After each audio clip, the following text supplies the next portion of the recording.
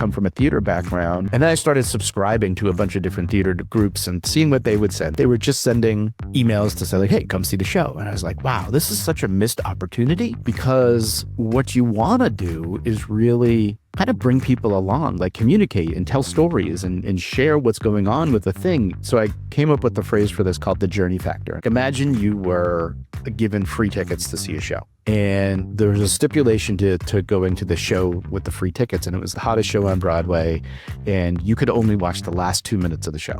So that was the stipulation. So you go in and you're watching the last 2 minutes, and like the main character dies in these last 2 minutes, and everyone's bawling their eyes out and crying, and you're just sitting there like, what is going on? And the reason you're there doing that is because you don't have the same connection as everybody else had to the character, because they were there for the journey that this character went on. And I would say to people like, now that situation is a lot similar to what you're doing by just sending people to pay, buy tickets, right? Like you've been going through this whole journey that no one is involved in, and you're just giving them the last 2 minutes and saying, hey, come see this show. What we did is, instead of saying, you know, again, buy tickets, it was, hey, here's the season we're planning for you.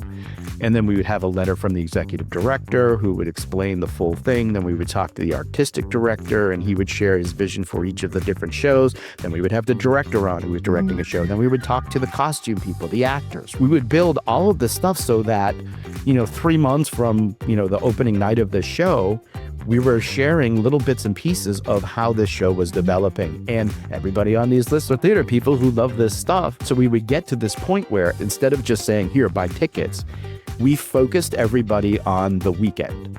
And so we would say, buy tickets for this weekend, right? And we would put those 3 dates on to drive people to a particular weekend, so that we would get more people buying there versus just letting them kind of pick what they wanted. Now, that didn't mean people didn't buy tickets at other times, but again, it focused the action where we wanted to go.